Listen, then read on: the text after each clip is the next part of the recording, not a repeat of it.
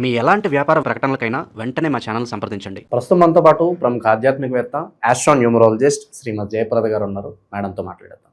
నమస్కారం మేడం. నమస్తే అమ్మా. శ్రీమాత్రే నమః. మేడం, ఈరోజు మనం వృశ్చిక రాశి యొక్క జీవితం గురించి మాట్లాడదాం. ఈ రాశిలో పుట్టిన వారి సహజ లక్షణాలు ఏ విధంగా ఉంటాయి, అన్ని విధాలా కలిసి రావాలంటే జీవితాంతం ఎలాంటి పరిహారాలు చేసుకోవాలి, మంచి క్షేత్రాలు అని ఉంటే చెప్పండి. లైఫ్లో వీళ్ళకి ఏ దశ బాగా కలిసి వస్తుంది, టర్నింగ్ పాయింట్స్ కావచ్చు, ఓవరాల్ ప్రతి విషయం తెలియజేయండి మేడం. తప్పకుండా. వృశ్చిక రాశి అంటేనే చాలా మంచి రాశి అని అర్థం. ఎందుకంటే ఈ రాశి మాది మంచిదా, నిజంగా మాది మంచిదా అని చాలా మంది అంటుంటారు. కానీ మంచి రాశి అంటే ఈ రాశి తత్వము, లక్షణము, గుణము అన్నీ కూడా ఏంటంటే ఒక మంచి పనులకి ఉపయోగపడిన వాళ్ళ మాట వీళ్ళందరూ. ఏదో ఒక పనికి వీళ్ళు నియమించబడ్డ వాళ్ళు. ఆ పని అయ్యే వరకు వీళ్ళకి దాన్ని మాత్రమే, ఆ నిమిత్తం మాత్రమే వీళ్ళకి జీవితం ఉంటుంది. అది కష్టం అవ్వచ్చు, సుఖం అవ్వచ్చు, సంతోషం కావచ్చు, మూడు కూడా.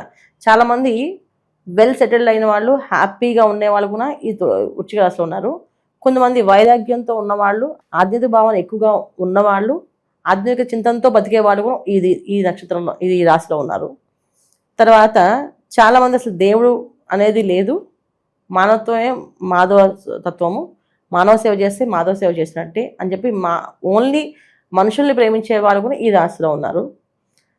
మనుషులు కాదు, దేవుళ్ళు కాదు, ఏమి కాదు, ఒక స్వార్థ చింతనతో బతికే వాళ్ళు కూడా ఈ రాశిలో ఉన్నారు. ఇక్కడ మనం తీసుకుంటే ఇలా ఇంతమంది ఒకే రాశిలో ఉండడానికి కారణం ఏంటంటే ఈ రాశాధిపతి కుజుడు భౌమ్యుడు అంటే భూమిపుత్రుడు. అంటే భూమి మీద ఎన్ని లక్షణాలతో ఉంటామో, అంటే భూమికి ఒక ఆకర్షణ శక్తి ఉంది. భూమి మీద ప్రతి మనిషి నించొని ఆలోచించినప్పుడు చాలా రకాలైన ఆలోచిస్తాడు. కూర్చుంటే ఇంకో రకమైన ఆలోచన వస్తుంది, పడుకుంటే ఇంకో రకమైన ఆలోచన వస్తాయి, ఇలా లేచినప్పుడు ఇంకో రకమైన ఆలోచనలు, ఇలా వింత ఆలోచనలు అన్నీ చేసే వాళ్ళన్నీ కొన్నా ఈ రాశితత్వంలో వస్తారు. సో అందుకని మనం వృశ్చిక రాశి వాళ్ళని ఇలా ఉంటారు అని డిఫైన్ చేయడానికి ఉండదు. కానీ ఎక్కువగా కష్టం కనిపిస్తూ ఉంటుంది వృశ్చిక రాశి వాళ్ళకి. ఎందుకు కష్టం ఉంటుందని, ప్రతి ఒక్క పని కూడా వీళ్ళకి టఫ్గానే ఉంటుంది. ఎందుకు ఉంటుంది? వీళ్ళకి ద్వితీయ స్థానం ఉన్నది ధనస్థానం, ధనురాశి. ధనురాశికి అధిపతి గురువు. సో గురువు ఎప్పుడు ఏంటంటే, గురువు అంటే మనకి ఏంటి, నేర్పించేవాడు. మనకి ఏది నేర్పించినా ఫస్ట్ తల్లి, తర్వాత తండ్రి, తర్వాత గురువు, ఉపాధ్యాయులు అంటే మనం అంటాం నేర్పించే గురువులు. వీళ్ళందరూ కూడా ఈ గురుతత్వం మీదే వస్తుంది. ఈ గురుతత్వంలో వచ్చినప్పుడు ఏంటంటే ప్రతిదీ టఫే ఉంటుంది. ఇప్పుడు చాలామంది వృశ్చిక రాశి వాళ్ళకి మా అమ్మ ఎందుకో సార్, అందరికి అమ్మ అంటే అందరికీ ప్రేమే కదా, నాకు మా అమ్మని ఇష్టమే, కానీ మా అమ్మకి నేనంటే ఎందుకు ఇష్టం ఉండదో తెలియదు సార్, నాకు ఎక్కువ అన్ని పనిష్మెంట్లు ఇస్తుంటుందని. అంటే ఏంటి, ఎక్కువ ఇష్టం ఉన్న వాళ్ళకి ఎక్కువగా మంచి మార్గంలో ఉండాలని చెప్తుంటాం. కానీ అది ఎలా అర్థం అవుతుంది, వీళ్ళకి ఎక్కువ కష్టపడుతున్నారని అన్ని తత్వం అనిపిస్తుంది. కొంతమంది బాగా తల్లిదండ్రులను ఎక్కువగా ప్రేమించే వాళ్ళు ఈ వృశ్చిక రాశి వాళ్ళు. అలాగే భార్యను ఎక్కువగా గౌరవించే వాళ్ళు వృశ్చిక రాశి వాళ్ళు. అలాగే భర్తను ఎక్కువగా గౌరవించే వాళ్ళు కూడా వృశ్చిక రాశి వాళ్ళు. ఇప్పుడు భార్య భర్త ఇద్దరు తీసుకుంటే వృశ్చిక రాశిలో అమ్మాయిలు భర్తని బాగా గౌరవిస్తారు, అబ్బాయిలు అమ్మాయిలు బాగా గౌరవిస్తారు, భార్యలు బాగా గౌరవిస్తారు. సో భార్యాభర్తల్ని ఒకరొకరు పరస్పరంగా ప్రేమించుకోవడం కానీ, గౌరవించుకోవడం కానీ, ఇవన్నీ చూసేందుకు వృశ్చిక రాశి వాళ్ళే. కానీ కష్టాలు కూడా వీళ్ళకి ఎక్కువగా ఉంటాయి. ఎందుకు ఉంటాయి రీజన్స్ అంటే, ధర్మార్థ కామ మోక్షంలో మోక్షస్థానమైన రాశి ఇది. అంటే మోక్షము అంటే అర్థం ఏంటంటే, మనం గత జన్మలో చేసుకున్న ప్రారంభ కర్మలు ఏవైతే ఉన్నాయో, ఒకవేళ దాంట్లో బ్యాలెన్స్ షీట్ అంటారు మనం వాళ్ళకి, అకౌంట్స్ టాలీ చేసినప్పుడు, ఈ అకౌంట్స్ అన్ని టాలీ చేసినప్పుడు దీని బ్యాలెన్స్ షీట్ మొత్తం రాసేస్తే దీని ఇక్కడితో అకౌంట్ క్లోజ్. అలా వృశ్చిక రాశిలో పుట్టిన వాళ్ళు ఆఖరి జన్మ అవ్వచ్చు. అది ఖచ్చితంగా అనేది చెప్పట్లేదు, లగ్నం మళ్ళీ తీసుకోవాలి, డేట్ ఆఫ్ బర్త్ కాంబినేషన్స్ తీసుకోవాలి. నేను మామూలుగా చెప్తున్నా, మోక్షస్థానమైన రాశిది అంటే ఏంటి, వీళ్ళు లాస్ట్ జన్మ అయి ఉండొచ్చు. లాస్ట్ జన్మ అవడం వల్ల ఏంటంటే ఏదైతే కష్టం ఉందో అది మొత్తం అనుభవించాలి, మొత్తం కంప్లీట్ చేసేసి ఇక మోక్షస్థానానికి వెళ్ళే మార్గానికి వెళ్ళే అవకాశం ఉంది. మోక్షస్థానం అంటే వీళ్ళు అనుభవించాల్సింది, తర్వాత వీళ్ళ సంతానం హ్యాపీగా ఉండడానికి వీళ్ళు దారులు వేయడం, ఒక పూలబాట వేయడం వాళ్ళకి. అంటే వీళ్ళు ముళ్ళబాటలు నడిచి, అరే ఈ దారిలో అన్ని ముళ్ళు ఉన్నాయిరా, పిల్లలకి ఇవన్నీ గుచ్చుకుంటాయని చెప్పి మనం జనరల్గా పిల్లల కోసం బతుకుతాం కదా మనం. సో పిల్లలకి ఏవి కావాలంటే అవి చేస్తాం కదా, అలా కంఫర్ట్స్ నేర్పించే అవకాశం ఉన్నది. ఏంటంటే వీళ్ళు ఎంత కష్టపడతారో వీళ్ళ పిల్లలు అంత సుఖపడతారు, అంత పేరు ప్రఖ్యాతులు వస్తాయి వీళ్ళకి. వీళ్ళ పిల్లలకి బాగా ఎక్కువగా వస్తాయి వీళ్ళకంటే కూడా. వీళ్ళకి అన్నీ టఫే ఉంటాయి. వీళ్ళు బాగున్నారు, సుఖపడ్డాము, చాలా సంతోషంగా ఉన్నాం అనేది చాలా చాలా తక్కువ మంది మనం లెక్క వేసుకోవచ్చు. అంటే వేళ మీద లెక్క పెట్టచ్చు వాళ్ళందరినీ. కానీ కష్టపడేవాళ్ళు, ఎప్పుడూ ఏదో కష్టంతో బాధపడే వాళ్ళు ఎక్కువగా ఉంటారు. ఇది వీళ్ళకి. తర్వాత వీళ్ళకి ద్వితీయ స్థానం ధనస్థానం ఏమైంది, ధనస్సు రాశి అయింది. ధనస్సు రాశి అగ్నితత్వ రాశి. అంటే ఏంటంటే ప్రతిదీ వీళ్ళకి టఫ్ సిచ్యువేషనే ఇస్తుంది. అది అవతల వాళ్ళు ధర్మంగా బతకాలని చెప్తారు, వీళ్ళు ధర్మంగా బతకలేకపోతారు, కష్టపడుతుంటారు. ఇదేంటి ఇంతగా అందరూ ఇలాగా షార్ట్ కట్స్ వెళ్ళిపోతున్నారు కదా, మేము ఎందుకు షార్ట్ కట్ వెళ్ళకూడదు అంటే షార్ట్ కట్ వెళ్తే డబ్బులు ఇవ్వమని చెప్తుంటారు.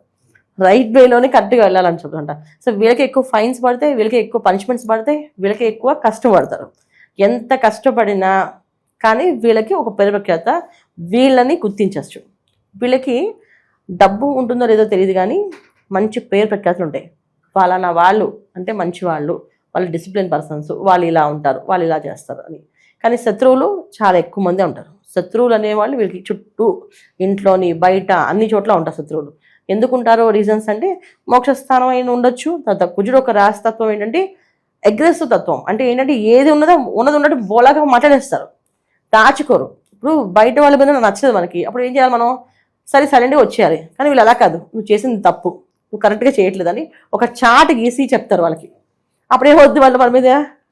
ఇప్పుడు ఎవరైనా సరే నీ తప్పు అంటే ఒప్పుకోరు కదా, ఒప్పుకునే లక్ష్యమే లేదు. ఇది కలియుగం. కలియుగంలో ఏంటంటే మనిషి మాయలకి లొంగిపోతాం, మాయలకి తారాసపడతాం, మాయలతో బతకడానికి ఇష్టపడతాం.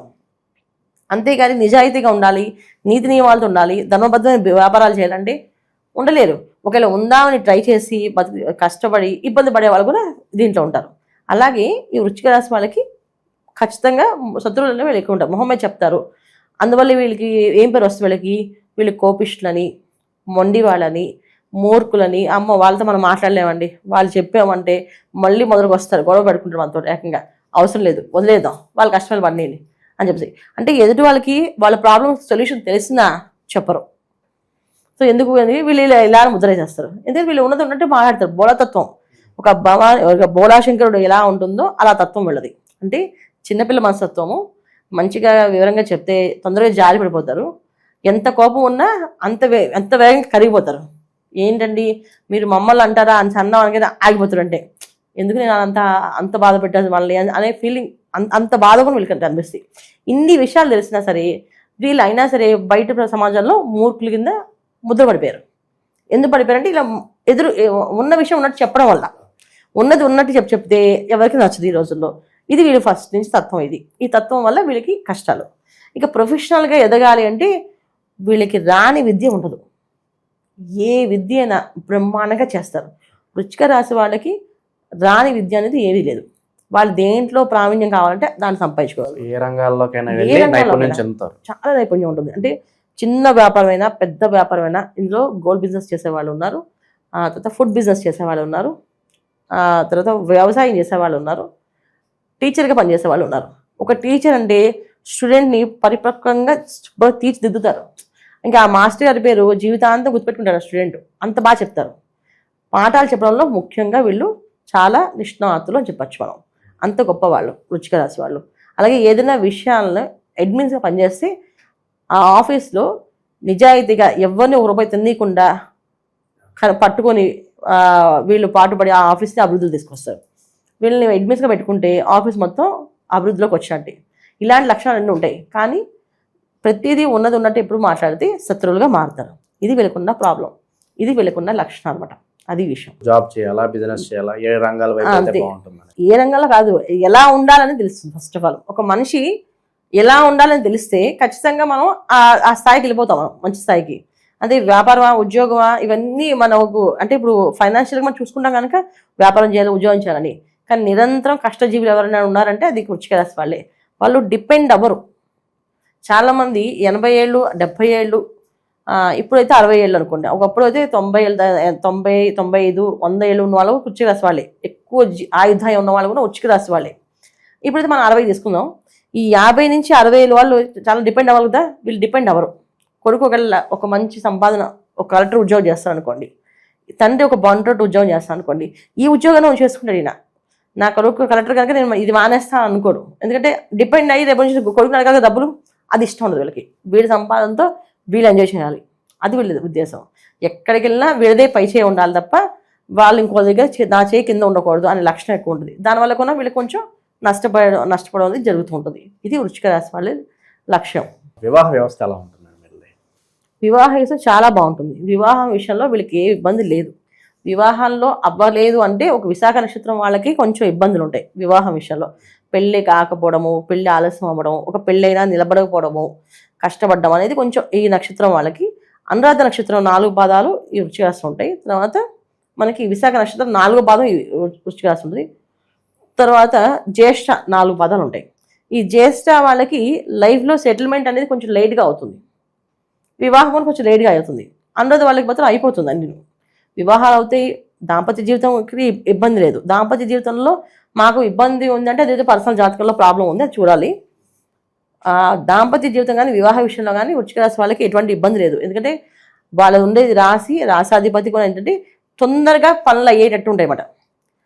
అతి తొందరగా సెటిల్ అయిన వాళ్ళు, అతి తొందరగా ఇబ్బంది పడేవాళ్ళు కూడా వీళ్ళే తొందరగా సెటిల్ అయిపోతారు. అంటే 27, 25 ఏళ్ళకి వాళ్ళు మొత్తం మంచి మంచి జాబ్స్లో రావడం కానీ, మంచి మంచి రంగాల్లో అభివృద్ధిలో రావడం కానీ, చిన్న వ్యాపారాన్ని పెద్ద వ్యాపారంగా చేయడం కానీ, పెద్ద స్థాయికి వెళ్ళడం కానీ జరుగుతుంది. మళ్ళీ ఆ పెద్ద స్థాయి నుంచి కిందకు వచ్చేయడం అనేది మళ్ళీ అంతే తొందరగా వచ్చేస్తారు. అంతే తొందరగా మళ్ళీ ఉద్యోగాలు వదిలేసే పరిస్థితి వస్తుంది. అలాగే ఒక రైతు అంతే తొందరగా వ్యాపారం, అది రైతుగా ఎంత బాగా మంచి పేరు తెచ్చుకోవడం అంతే మళ్ళీ వెనక్కి వచ్చేసే అవకాశం ఉంటుంది. అంటే వీళ్ళు ఎలా ఉంటుందంటే ఇక్కడి నుంచి స్టార్ట్ ఇలా పైకి వెళ్ళి మళ్ళీ డౌన్ వచ్చేస్తారు. ఈ డౌన్ రావడానికి కారణం ఏంటంటే వాళ్ళ పర్సనల్ జాతకాన్ని చూపించుకోవాలి. ఎందుకంటే ఇలా ఎందుకు డౌన్ అవుతున్నారు, అన్ని మంచి లక్షణాలు ఉన్నప్పుడు బాగుండాలి కదా, బ్లెస్సింగ్స్ కూడా ఉండాలి కదా, మరి ఎందుకు లేవు అంటే వీళ్ళు ఏంటంటే సేవాతత్వంలో సేవ చేసేటప్పుడు 4 మాటలు గట్టిగా మాట్లాడతారు, అది వీళ్ళకి శత్రువుగా మారుతారు. ఇప్పుడు ఒక ఆఫీస్లో అడ్మిన్గా పెట్టారు, ఎవరిని ఒక రూపాయి తినేరు, అప్పుడు మిగతా అందరూ కక్ష కట్టుకుంటారు కదా. బాస్ ఏమో మంచి పేరు తెచ్చి నువ్వు చాలా బాగా చేసావు శబాష్ అని చెప్పి ఏదో ఒక శాలరీ ఇంక్రిమెంట్ ఇస్తారు. కానీ మిగతా అంతా రోజు మీ గురించి తిట్టుకున్నాడు, చండశాసనం అని, నస క్యాండిడేట్ అని, వచ్చాడంటే అన్ని పట్టుకుంటారని, లెక్కలు పెట్టుకుంటారని అన్ని మాట్లాడుతుందా. ఇవన్నీ కూడా వీళ్ళకి శత్రువులుగా పనిచేస్తాయి ఆరా. సో వీళ్ళు నిజాయితీగానే ఉంటారు, నిజాయితీగా బతకాలనుకుంటారు. అవతలందరూ అలా ఉండదు, సమాజం అలా ఉండదు, అందువల్ల వీళ్ళు శత్రువులుగా ఉంటారు అనమాట. ఇది వృశ్చిక రాశి వాళ్ళ లక్షణాలు జీవితం గురించి తెలుసుకోవాలంటే. ఇక పర్సనల్ జాతకాలు తీసుకుంటే పర్సనల్ జాతకంలో వీళ్ళు భూమి మీద ఏ కారణార్థం వచ్చారు, ఆ కారణం తెలుసుకొని ఆ కారణం ప్రకారం వీళ్ళు బతుకుతే హ్యాపీయెస్ట్ లైఫ్. వీళ్ళ నెట్వర్క్ అనేది ఎలా ఉంచుకుంటే బాగుంటుంది అంటే నలుగురిని కలుపుకొని ముందుకెళ్ళిపోతే బాగుంటుందా, లేదు వీళ్ళ పని వీళ్ళు చేసుకొని ఎక్కడికక్కడికి అలా ఉంటే బాగుంటుందా? కొత్త పరిచయాలు మనం వస్తూ ఉంటారు, మనుషులు పోతూ ఉంటారు, వాళ్ళతో ఎలా మసలుకుంటే అభివృద్ధి ఉంటుందంటారు వీళ్ళకి? అన్నిటికంటే వీళ్ళు కోపం తగ్గించుకోవాలి. కోపాన్ని వదిలిపెట్టేస్తే ఏంటి, ఎదుటి మనిషి చెప్పేది ఏమిటో, వాళ్ళు చెప్పేది నచ్చకపోయినా సరే అని చెప్పి ఏంటి, నచ్చితే చేస్తా, నచ్చకపోతే వదిలేస్తాం. ఈ కలియుగం ఏంటి, ఇప్పుడు ఎంతోమంది వీడియోస్ చేస్తుంటారు. ఇప్పుడు నేను ఒక వీడియో చెప్తున్నాను వృశ్చిక రాశి గురించి, ఇంకొకరు ఇంకో చెప్తారు, నా వీడియో నచ్చితే నచ్చితే బాగుందని చెప్తారు, నా బాలేదంటే వదిలేస్తాం. కానీ వీళ్ళ కామెంట్స్ పెడతారు, నచ్చిపోయిన కామెంట్ పెట్టి నా వాదన ఇది అని చెప్తాను. ఆ వాదన వద్దు, మీరు నచ్చిందంటే కామెంట్ పెట్టండి, నచ్చకపోతే వదిలేయండి. అలాగే ఎదుటి వాళ్ళతో వాదించడం, వాదనలో దిగడము, గొడవ పడడం వదిలేయండి. వదిలేస్తే ఏమవుతుందంటే మీకు శత్రువులు తగ్గుతారు. శత్రు సంఖ్య తగ్గినప్పుడు మనకి మిత్రత్వం పెరుగుతుంది. ఇప్పుడు మనం పెద్దవాళ్ళు చెప్తుంటారు పూర్వం మనకి, నువ్వు పుణ్యం చెప్పినా పర్లేదురా, పాపం అయితే చేయకండి. పుణ్యం చేయకపోయినా పర్లేదు, పాపం అయితే అంటించుకోవద్దు. పాపం అనేది ఏంటి, మనం ఒకరితో వాదించామనుకోండి, వాళ్ళ నెగిటివ్ ఎనర్జీ మన మీద పడుతుంది, ఆరా మన మీద పడుతుంది, ఆ నెగిటివ్ మన వల్ల పెరిగిపోతుంది. వాడు వెళ్ళిపోతాడు వదిలేసి, వీళ్ళు ఇంతే అని చెప్పేసి మనం ఆ ఆవేశం, ఆ కోపం మన శరీరం అనుభవించి రేపు రోజు లాస్ట్ జీవితంలో ఏదో ఒక బాధతో చనిపోతుంటారు. ఏదో కాళ్ళ సమస్యతోటో, ఒళ్ళబుల్ సమస్యలతోటో చనిపోవాల్సి వస్తుంది. ఏదో ఒక బాధతో చనిపోవాలి. అలా చనిపోవడం కంటే ఆనందంగా సంతోషం చనిపోవడం ముఖ్యం కదా. అందుకని ఏంటంటే సంతోషంగా ఉండడానికి ప్రయత్నం చేయండి. ఏది ఎలా జరుగుతుందో మన చేతుల్లో ఏం లేదు. మనం ఏది ప్లాన్ గీసేసుకొని నాది ఇంతే లైఫ్ అని అనుకోవడానికి లేదు. పర్సనల్ జాతకంలో నేను ఇవి ఎక్కువ గైడ్ చేస్తాను. వృశ్చిక రాశి వాళ్ళకి పర్సనల్గా పంపించిన వాళ్ళకి నేను చెప్తాను, వాళ్ళు ఏ కారణార్థం భూమి మీద వచ్చి చెప్తాను వాళ్ళకి, మీరు దీని విషయంగా వచ్చారు కనుక మీరు ఎక్కువ ఈ భావంలో వెళ్ళండి, మీకు అన్నీ హ్యాపీ జరుగుతాయి. స్టార్టింగ్లో కొంచెం స్ట్రగుల్ అనిపించినా మీకు అది సాఫ్ట్గా అయిపోతుంది లాస్ట్కి. అది నేను గైడ్ చేయగలుగుతాను. అది మెయిన్ ముఖ్యం. మనం మిగతా అవన్నీ కూడా ఏంటంటే మీది ఇలా ఉంటుంది అవ్వదు. కానీ వృశ్చిక రాశి వాళ్ళు దైవారాధన మాత్రం శివారాధన ఎక్కువగా చేసుకోవాలి. లైఫ్ లాంగ్ ఎక్కువ శివారాధన ఎక్కువ చేసుకోవడం, ఎక్కువ అన్నదానం, తర్వాత ఎవరైనా వివాహం చేసినప్పుడు వివాహంలో కన్యాదానం ఎక్కువగా చేయడం, తర్వాత వివాహం సంబంధించిన కొంత వరకు అంటే చాలామంది పూర్వం ఏంటంటే మంగళసూత్రాలు అవి ఇచ్చేవాళ్ళమే, ఇప్పుడంటే అవన్నీ ఇవ్వట్లే. కానీ పూర్వం ఏంటంటే కన్య పెళ్లి చేసుకుంటారంటే వీళ్ళ తరఫున మంగళసూత్రాలు ఇంత బంగారం అలా ఇచ్చేవాళ్ళమాట. ఇప్పుడు అదంతా చాలా టూ మచ్గా ఉన్నాయి, బంగారం అవి ఇవ్వడానికి కూడా లేదు, చెప్పడానికి కూడా మనకు కూడా అనిపించదు. అందుకని ఏంటంటే వివాహ సమయానికి దానికి తగిన రీత్యా ఏదో ఒక వాళ్ళకి సాయం చేయడం. ఒక పేదవాళ్ళ వివాహం అవుతుంది, వాళ్ళకి ఇంత డబ్బు ఇవ్వడము, దానం ఎక్కువ చేస్తూ ఉంటే వీళ్ళకి కష్టం తగ్గుతుంటుంది. సో దానం చేస్తేనే కష్టం తగ్గుతుంది. చాలామంది అంటే మాకు డబ్బులే లేవు, ఎలా దానం చేస్తామంటే ఇచ్చే దానం ఇస్తేనే మనకు వస్తుంది. ఇప్పుడు మనం ఆదిశంకరాచార్య వారిది కనకధార స్తోత్రం విన్నాం. కనకధార స్తోత్రంలో రావడానికి కారణం ఏంటి? ఈ భూమి మీదకి ఒక ఇంటి ఇల్లాలు ఇంటి ముందు ఒక భిక్షాటన చేయడానికి ఆదిశంకరాచార్య వారు వస్తే, ఇంత అందంగా ఇంత సుందరవంతమైన బాలుడు, చూస్తుంటే దివ్య తేజస్తో ఉన్న బ్రహ్మర్షిలా ఉన్న ఈ బాలుడికి నా ఇంట్లో ఏమీ లేదు. ఆవిడ ఉపవాస దీక్షతో ఉంది పాపం. ఆవిడ అంటే ఉపవాస దీక్ష అంటే వాళ్ళ ఇంట్లో ఏమీ లేవు తినడానికి, ఆవిడ దగ్గర ఏమీ లేదు. కానీ ఇంటి ముందు వచ్చిన భిక్షాటన చేసిన ఒక ఏదైనా ఇవ్వకుండా పంపిస్తే అది దోషం. అందుకని ఆవిడ ఏం చేస్తే ఇల్లంతా వెతుకుతుంది. ఏంటి ఆవిడ మరీ ఆకలితో తట్టుకోలేకపోతే పూర్వం ఏం చేస్తారు, బాగా ఆకలి వేస్తే ఏంటంటే ఉసిరికాయ తింటే దాని విటమిన్ సి అనమాట, బాడీలో ఎనర్జీ వస్తుంది. మళ్ళీ ఒక ఉసిరికాయ ఉంది ఆవిడ దగ్గర.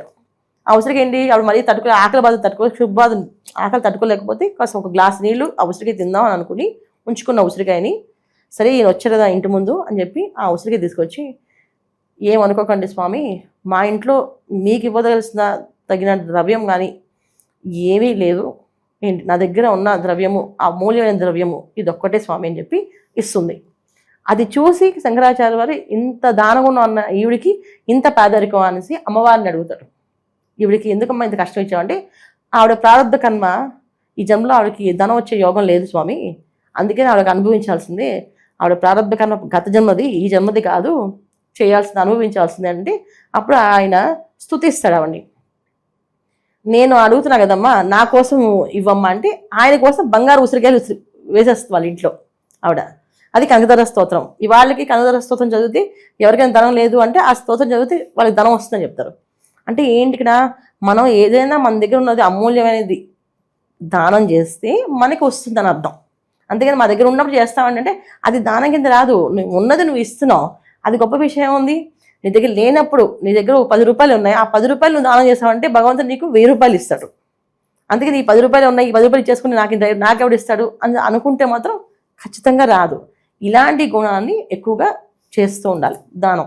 అసలు మన అందుకే వృశ్చిక రాశి వాళ్ళు ఎంత ఉన్నా లేకపోయినా ఎంత ఉంటే అంత వారికి తోచినంత వరకు దానం చేస్తూ వెళ్తే జీవితం చాలా సంతోషంగా ఆనందంగా ఉంటుంది. అంటే మాకు ఉంటే చేస్తాం అనేది కాదు, ఎంత ఉంటే అంత చేయండి. నాకు దగ్గర 10 రూపాయలు ఉన్నాయి, 10 రూపాయలు మీరు 5 రూపాయలు నుంచి 5 రూపాయలు చేయండి, ఖచ్చితంగా లాభం వస్తుంది. లాభం అనేది ఖచ్చితంగా ఉంటుంది. అయితే ఏంటంటే పెద్దవాళ్ళు ఏం చెప్పారంటే లాభం ఉంటుందని దానం చేయకూడదు ఎప్పుడు కూడా. లాభం ఆశించి దానం చేస్తే అది నువ్వు వ్యాపారం అయిపోతుంది అక్కడ. అంటే నేను ఇస్తున్నాను, నువ్వు పుచ్చుకోవడానికి నాకు ఎంత ఇస్తావు, ఈ ఇంటికి వస్తే ఎంత ఇస్తారు, ఆ ఇంటికి తెస్తే మీరు ఎంత తెస్తారు అనే లక్షణం అయిపోతుంది, వ్యాపార లక్షణం అయిపోతుంది. వ్యాపార లక్షణం కింద చేయకూడదు. కళ్ళు మూసుకొని మన దగ్గర ఉన్నది ఇచ్చేయడం, తర్వాత పైవాడి చూస్తాడు, లెక్కలంది చూస్తుంది ఆయన కదా, ఆయన ఇస్తాడు. ఇలా తత్వంతో చేయాలి. అంటే వృశ్చిక రాశి వాళ్ళు అన్నదానం చేయడం కానీ లేకపోతే తర్వాత ఏదో ఒక దానం, ఎక్కువ అన్నదానం ఎందుకు చేయమని చెప్పామంటే అన్నదానం ఎక్కువ చేస్తూ ఉంటే ఎవరికైనా కడుపు నిండా అన్నం పెడితేనే చాలు అని చెప్తారు.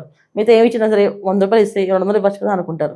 అదే బట్టలు ఇస్తే ఇంక మంచి చీర పెట్టచ్చు కదా అనుకుంటారు. ఇప్పుడు నాకు ఎవరైనా చీర పెట్టారు, ఇంక మంచి చీర పెట్టచ్చు కదా అనుకోవచ్చు కదా నేను. అదే ఆ భోజనం పెడితే చాలు అని చెప్పేస్తాను, ఇంకా తినండి అని చెప్పేస్తాను. అందుకే అన్నదానం ఎక్కువ చేయమని చెప్పాను. అన్నదానం ఎక్కువ చేస్తూ ఉంటే మంచి ఫలితాలు వీళ్ళకి ఎక్కువగా ఉంటాయి వృశ్చిక రాశి వాళ్ళు. ఇది వీళ్ళు చేసుకుంటూ ఉండాలి. శివాలయ దర్శనం ప్రతి మంగళవారం, గురువారం ఖచ్చితంగా శివాలయ దర్శనం చేసుకోవడం, ప్రదోష కాలంలో శివుడికి అభిషేకం చేయించుకోవడం చాలా విశేష ఫలితం.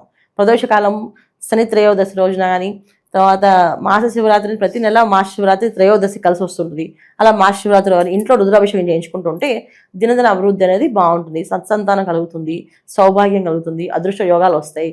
ఇవన్నీ చేసినా రావట్లేదు ఏంటంటే జాతకాన్ని ఒకసారి చూపించండి, చెప్తాను వివరంగా. ఓవరాల్గా వృశ్చిక రాశి వారి జీవితం ఎలా ఉంటుంది, ఎలాంటి ఛాలెంజెస్ వీళ్ళు ఫేస్ చేయాలి, అద్భుతంగా వివరించారు. ధన్యవాదాలు. నమస్తే అమ్మా. శ్రీమాత్రే నమః.